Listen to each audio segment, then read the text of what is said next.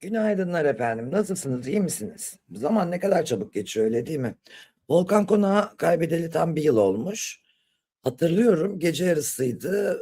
Bakıyordum böyle telefona son haberleri, son dakika haberlerini, ajansları geziyordum, haber ajanslarını. Bir baktım Volkan Konak hayatını kaybetti. Şok oldum. Sonra görüntüler geldi. Sonra ilk biz canlı yayın yaptık. Marifet değil tabii yani keşke olumlu bir şeyle ilk canlısını yapaydık. Ama bir yıl dolmuş arkadaş. Ne çabuk. Şimdi Volkan Konak mezarı başında anıldı sevenleri tarafından. Özellikle ablasının ağıtları, sözleri, benim karışık saçlım, güzel kardeşim, vefalı kardeşim ama karışık saçlım demesi ya yüreğime dokundu. Bir izleyelim ne olur. Şu anda mı? Baldan tatlı tadına Volkan'ım. Sen her daim güzelsin. Sen her yerde akıllısın kardeş. Gel Lokman. Kardeşim. Ben koydum. Volkan'ım. Sana çiçekler atayım. Sen çiçeklerden de güzelsin kardeş. Çiçeklerden de güzelsin Volkan. Tatlı kardeş. Ufak kardeşim. Burayı bir açar mısın? Kadirli kardeşim. Karışık saçlı kardeşim. Ben olayım karışık saçlarına Volkan'ım. Ben olayım Volkan'ım. Güzel hatırlıyor. Baldan da tatlı tadına.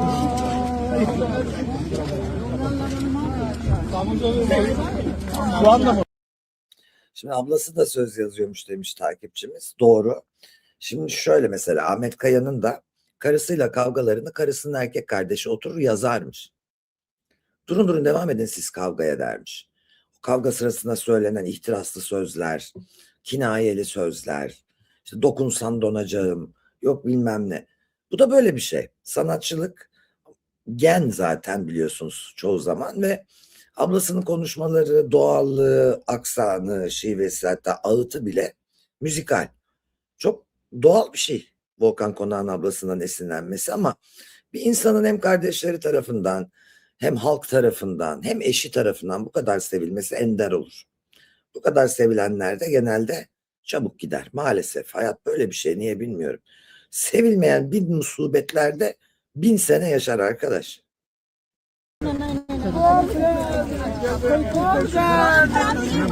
Oraya koyar mısın?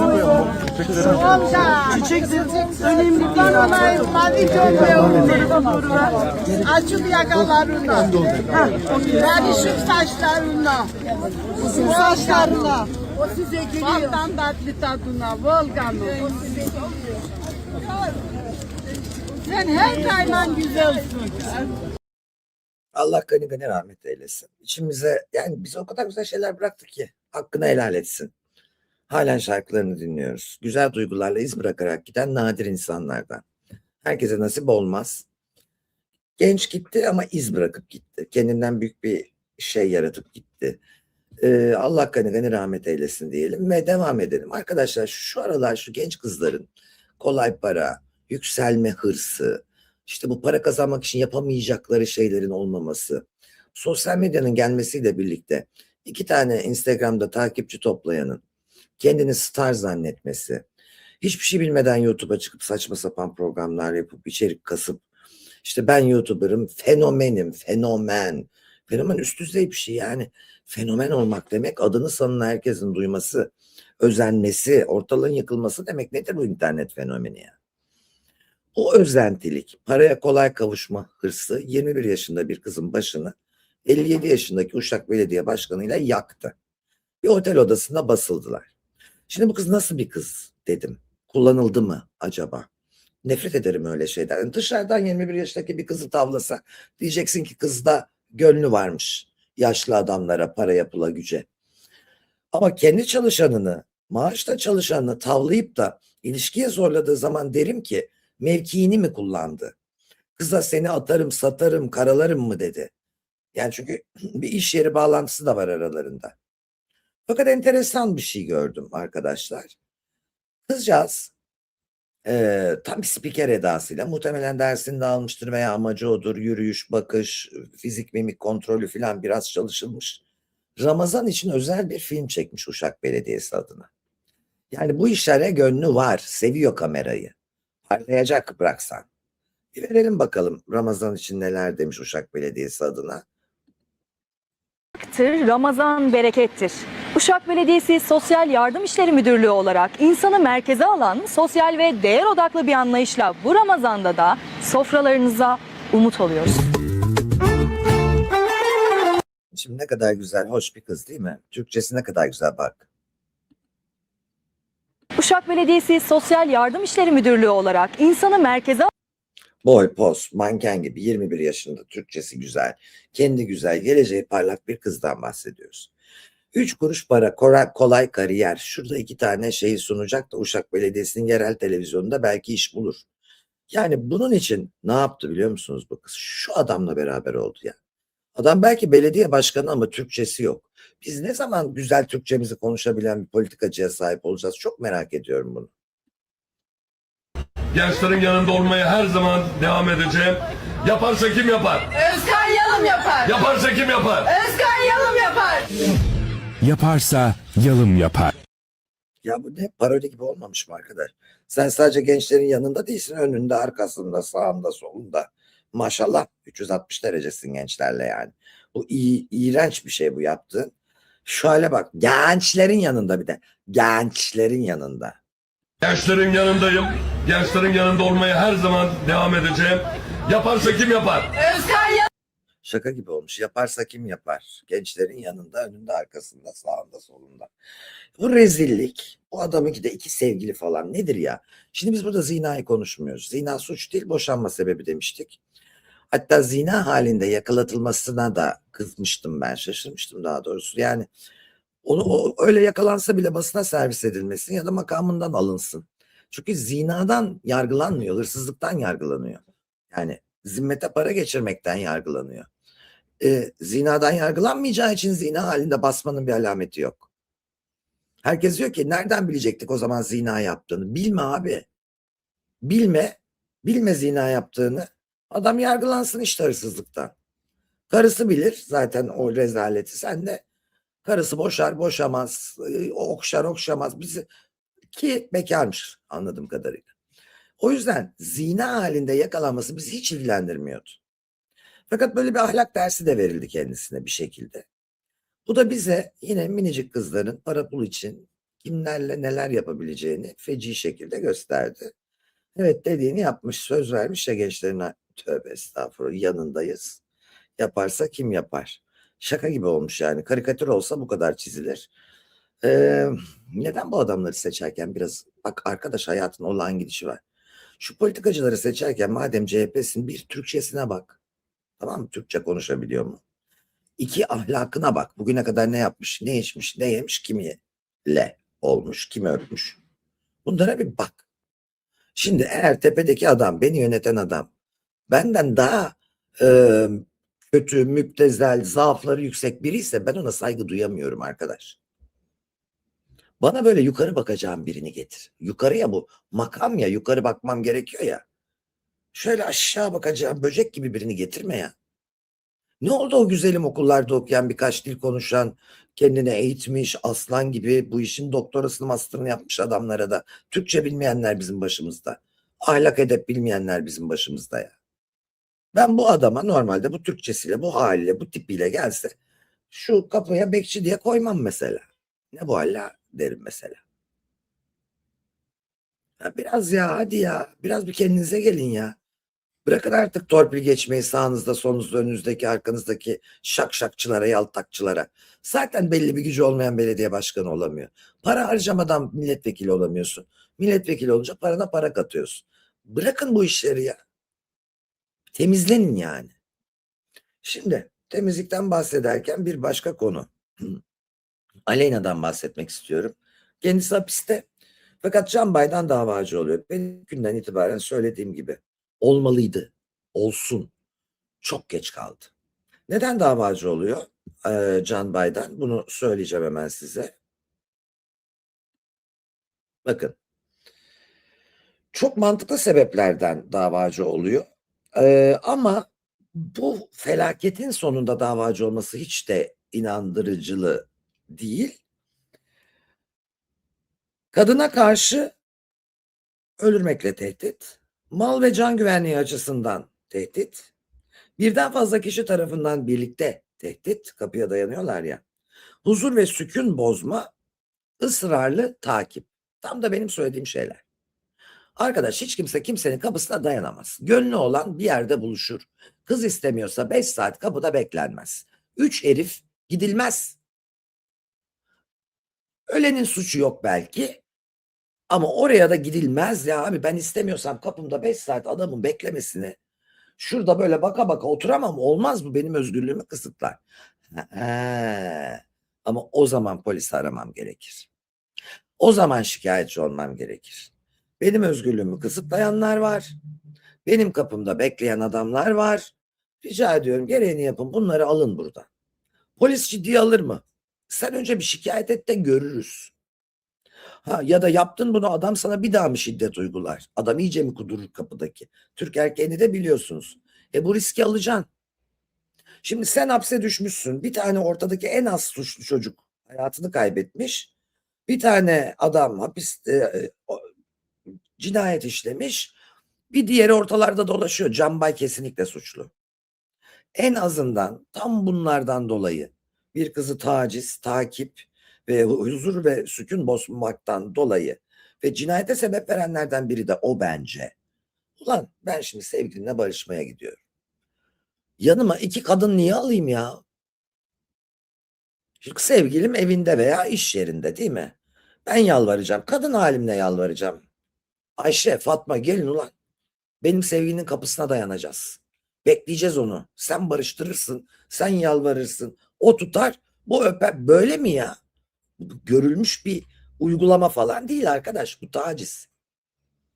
Kadın da yapsa taciz. Erkek de yapsa taciz. Normal bir şeymiş gibi. Ya bir dakika arkadaşım demişti. Ne diyor Canbay? Beni diyor terk ederken açık açık söylemedi. Ya senin telefonuna çıkmıyorsa, 15 gündür görüşmüyorsan, beraber yaşadığın eve gelmiyorsa, seninle buluşmuyorsa, eşyalarını aldırmışsa temizlikçiyle, daha ne yapsın? Yani noterden mi tasdik edecek? Senden ayrıldım. Noter imza kaşe. Boş yapma. Bir de bir dilli düdük ki ben bu Canbay'ı hiç sevmedim. Böyle yapılıyordu. Şöyle de çakarlı geldiler. Hiçbir böyle bir suçlu, bir travma yaşamış psikolojisi, bir utangaçlık, bir başı öne eğiklik, bir abi çok üzgünüm tarzı, olay anında bir saçını başını yoluyor. Ondan sonra cenazeden itibaren şovmen. Şovmen yani, konuşmaları, yükselmeleri, tarzı, tavrı. Berbat. Bakın böyle adamları kadının kızın kapısında beklemeleri için rica ediyorum cesaretlendirmeyin. Şu Canbay'a da cezasını verin. Kesinlikle sakladığı şeyler var. O şeyin içinde bir şeyler döndü arkadaş. 20 santimden hedef şaşmaz. İnfaz edecekse de karna sıkılmaz. Başa eder, nişan alınır. Bir de o var. Yani silahın kazara patlama olasılığı da yüksek. Çünkü infaz kafadan olur. Korkutmak içinse ayaktan olur. Burada ikisi de değil, karın. Yani eğildiği anda silahın denk geldiği yer. O yüzden orada bir müdahale, bir söz, bir şey, birinin bir... Ve Canbay'ın gayet sakin orada arabada sapasağlam burnu kanamadan duruyor olması ki 20 santimden 5 saniye içinde 3'ü de hasar görebilirdi yani o silah. Çünkü sonuçta tüfeğe mermi sürmüyor. Çok seri ve sessiz bir silah var elinde. Orada bir iş var ama bunun müsebbiplerinden biri, yani genç kadını suçluyoruz. Havai olabilir, flörtöz olabilir, meşhur olma meraklısı olabilir. Sevgilisini aldatıyor bile olsa. Kapıya dikilmek olmaz arkadaş. Bunu biri öğretsin birilerine de. Şu adamlar eski karılarının, sevgililerinin kapısında bekleyip tamam mı? Bütün milleti yani eski eşlerini, karılarını, kızlarını bu şekilde rahatça takip edip infaz etmesinler. Çok oluyor. Şu son görüşme işinde hanımlar unutun. Bırakın abi, görüşeceğiniz kadar görüştünüz ya. Telefonda görüşün, yüzünü görüp ne yapacaksın? hacı mı olacaksın? Çok matah bir şey olsaydı ayrılmazdın zaten. Yükseltmeyin hiçbir şeyi. Yazık. Yazık. Canbay aldatılmışmış. Ya olacak iş değil ya. Neresi aldatılmış gözünü seveyim. Ben 15 gün bir adamı görmeyeceğim. Eşyalarımı aldıracağım. İstemeyeceğim. Telefonuna çıkmayacağım. Buluşmayacağım. Arkadaşlarına onu istemediğimi söyleyeceğim. Yani bir anlasın değil mi ayrıldığımızı? Aynı bir evde yaşıyoruz. Terk edeceğim. Ya bırakın bunları. Bir kere psikoloji olarak orada cenazede şakalarla geldiler. Sonra böyle oldu. Abi ne olur? Kanarya gibi şakıyor. Hiçbir şok, hiçbir post travma, hiçbir şey yok herifte. Hoş değil, beğenmedim. Evet iyi oldu. İnşallah bundan ceza alır, tacizden. Tacizden ceza almalı. Erkekler kadınlar istemiyorsa kapılarda beklemekten, onları taciz etmekten, kovalamaktan, peşlerinden hayır hayırdır. Türk kadınları siz de naz yapacağım diye hayır hayır demeyi bırakın. Hayırsa hayır, evetse evet deyin yani. Bu ataerkil maço adamların dünyasında öyle olmuyor çünkü işler. Şimdi Bircan Bali ile Zuhal Topal arasında bir iri vücut krizi. Hani kırmızı jartiyerleri giydi çıktı ya Zuhal Topal. 50 yaşında kadın niye bunu yaptı? Kadın programı sunucusu. Şimdi kadının kadını sevmesi için kadından olması gerekiyor. Türk kadını evinde kırmızı jartiyer ve mini kırmızı etekle 50 yaşında oturmuyor arkadaş. Giyiyorsa kocasına giyiyor gece. Onun da kırmızısını tercih eden çok azdır yani. Zuhal Topal kadın programı yapan gündüz kuşağında yani akşam çin çin programı yapmıyor. Tutti frutti sunmuyor. Neden kırmızı jartiyer ihtiyacı duydu onu bilemeyeceğim. Ama Bircan Bali çok sağlam eleştirdi. Çok iri niye giydi diye. Bence irilik, zayıflık, şişmanlık meselesi değil. Bence yaptığın işi taşıma meselesiyle ilgili bu. Bir film çevirirsin, orada bir seks objesini oynarsın. Bir cinsel olarak çok yüksek bir kadını oynarsın da onunla tanıtım pozu verirsin de. Öğlen sen domates, tarhana kavururken kıçında mini etekle çıkıp kırmızı dantelli çorabı giyip o yaşta öyle bacak bacak üzerine Sharon Stone gibi oturmanın alameti farikası nedir arkadaş? Yani neyi neden yaptığınızı biliyor musunuz acaba siz? Genç değilsin, güzel değilsin. Gençken de güzel değildin ayrıca. Hani şimdi ben de bunu diyeyim şimdi. Neden diyeyim? Şimdi soyunuyorsan iddian vardır. Şimdi bana da siz diyebilirsiniz. Genç ve güzel değilsin. Evet değilim abi. Ama ben soyunmuyorum. Dün Bircan aradı beni. Bana abla diyor. Ablacım diye konuşuyor. Neden? Çünkü ben abla gibi davranıyorum. Ablası yaşındayım. Ablası tecrübesinde bilgi ve birikimindeyim. O yüzden bana rahat rahat Seda ablacım diye konuşuyor. Bircan Bali. Aramızda hiçbir husumet yok. Ufak eleştirilerim olsa da.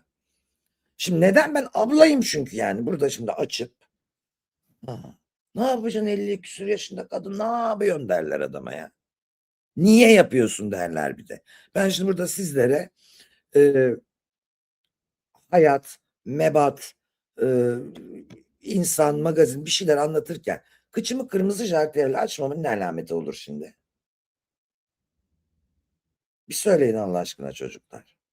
Ne alameti farikası olur yani. Acayip. Bir de ben yani topluma sesleniyorum. Tarhana pişiriyorum. Kuzu kavuruyorum falan öyle programlar yapıyorum yani. Tutti frutti sunmuyorum değil mi? Neyi niye yaptığımızı bilmediğimiz hakikaten acayip bir toplumdayız.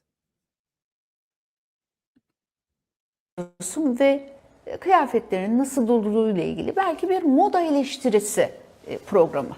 Zuhal Topal'la ilgili bir açıklaman var. Kırmızı elbiseyle kırmızı dantel çorabın yakışmadığını evet olabilir söyleyebilirsiniz. Ama orada çok iri, ona birinin söylemesi lazım seksi olmadığını.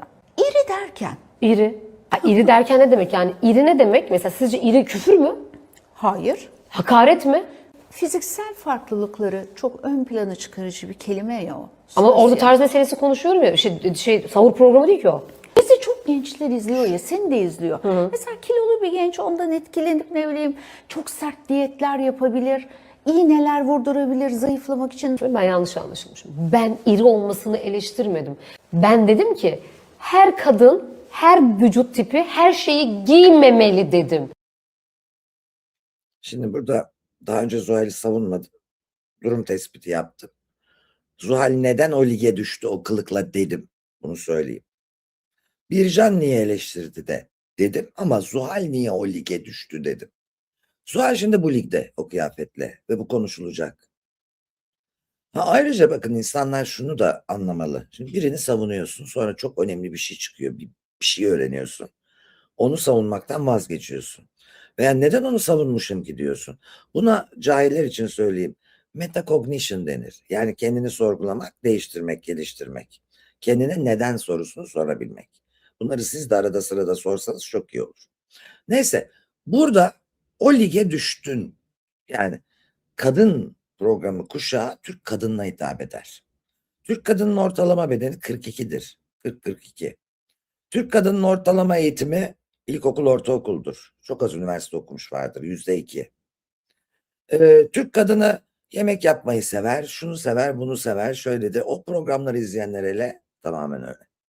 Şimdi hal böyleyken sen 50 yaşında onunla çıkıp kime hitap ediyorsun? Bu bir show programı değil. Oynadığın dizide başroldeki fettan erotik bir şey de oynamıyorsun. Sen lig değiştiriyorsun, lig. Aynı ligin topçusu değiliz var ya. Sen tiyatrocu kökenlisin, iyisin, hoşsun. Şimdi ne oldu? Magazin malzemesi. Bu da rahat değil. Bu da rahat değil yani. Bu ayıp. Yani o ayıp da değil. Kendi tercihi ya. Yapmamalıydı diye düşünüyorum. Şimdi gelin bir bomba haber. Hani siyasetçi arıyoruz ya kendimize. Bulduk. Kenan İmirzalıoğlu AKP'den siyasete atılıyor efendim. Buyurunuz. Yani bekliyorduk. Bir ara bir kriz yaşamıştı gerçi ama sonra bekliyorduk. Çalıştığı kanallar, yaptığı işler itibariyle efendim. Şimdi bakalım nasıl giriyormuş siyasete, ne yapacakmış.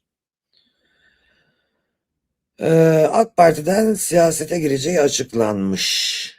Mış da miş. Bilmiyorum yani. Hayırlı olsun, şaşırmam Kenan İmirzalıoğlu ama detayı yok. Belediye başkanı mı olacak acaba? Yoksa milletvekili seçimlerine mi girecek, bunu bilmiyoruz efendim. Şimdi bir şey daha var. Çok ilginç burada. Buna da garip bir şekilde şaşırdım ve Bağırcan'dan hapse giriyor efendim. Bayağı ciddi. Rahmetli kardeşi de eğer yaşasaydı ciddi bir hapis cezası almıştı. Onların da hemen hapis cezalarını verelim burada. Bakalım yatacak mı hapis yani? Buna çok merak ediyorum doğrusu. Çünkü öyle oldu ya. Şimdi Bağırcan'dan hapsini söyleyeyim. Bakın. Rahmetli Nihal Can'dan yaşasaydı 24 yıla kadar hapsi isteniyordu. Tutuksuz sanık Bağırcan'danın 2 yıl 6 ay hapis cezasıyla cezalandırılmasına, hayatını kaybeden Nihal Can'dan hakkında açılan davanın doğal olarak düşürülmesine karar verildi. Bakalım Bağırcan'dan 2 yıl 6 ay yatacak mı, ertelenecek mi, ne olacak? Af var, iteleme var, öteleme var, 1/4 var, şu var, bu var. Bakalım ne olacak Bağırcan'danın akıbeti. Ama ruh hali hiç iyi değil. Yani baba profesör, ben anlamıyorum arkadaş ya. Yani ne bileyim, akli dengesi yerinde olmayan insanlara vasi atanır ve iradeleri dışında, ben hep demiştim ya o Bulumiye zamanında Nihal'inde, kendi kendine yemeği reddeden bir insanın akli dengesi yerinde olamaz. Mutlaka vasiyet atansın. Vasiyet atanamadı, beslenemedi, force feeding yapılmadı ve hayatını kaybetti. Son çok geç yaptılar yani ve ne gerek vardı? Her şey hayatta illa yani bir dizi imza silsilesi midir? Yani bir Hipokrat yemini yok mu? Önünde kaybedilen bir can yok mu? Sen 30 kilo düşmüş bir kadına akli dengesi yerinde yemezse yemesin. Ha hayt mı diyeceksin? Benim evime gelse zorla beslerim arkadaş. Elbette tabii o kadar zayıf bir vücuda yemek tıkılmıyor. Ama işte serumu var, damlası var. Komadaki insanları yaşatıyorlar ya. Başka bir şey efendim. Saadettin Saran kaza geçirdi ve kazanın görüntüleri ortaya çıktı. Bir şey yok. Arabası lüks. Herhalde Levent civarı şey. Barbaros Bulvarı'nda olmuş bir kaza gibi gözüküyor buradan anladığım kadarıyla. Detayları geldi. Görüntülere de bir bakalım. Yani bir nazardır gidiyor. Saadettin Saran uyuşturucu davasında biliyorsunuz yasaklı maddede pozitif çıkmıştı. Sonra kendim yaptıracağım bir yerlerde dedi falan. İnanmıyorum gibi. Hep de böyle. Yani bir de öyle bir şey mi var? Yani ben de pozitif çıkayım Allah esirgeye. Şuraya gideyim bir laboratuvar açayım da orada yaptırıvereyim kendime göre. Yani dinime göre imam bulayım. Öyle bir durum olur mu ya? Enteresan. Bakalım. Başkanım geçmiş olsun.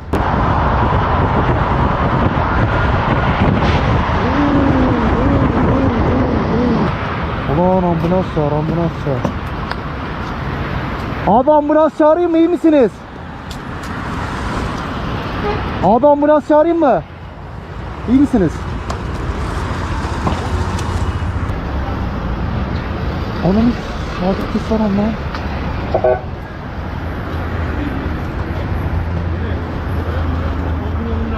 Başkanım geçmiş olsun.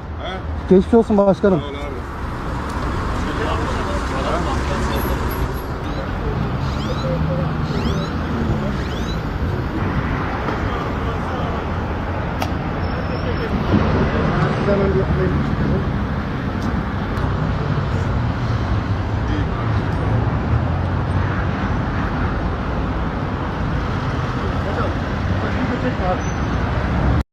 Evet geçmiş olsun diyelim Saadettin Saran'a.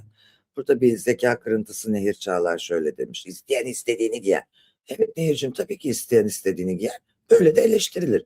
Ben donumla sunabilirim bu yayını mesela. Eleştirmeyecek misiniz? İstedim giydim. Evet. İstersem donla sunarım değil mi?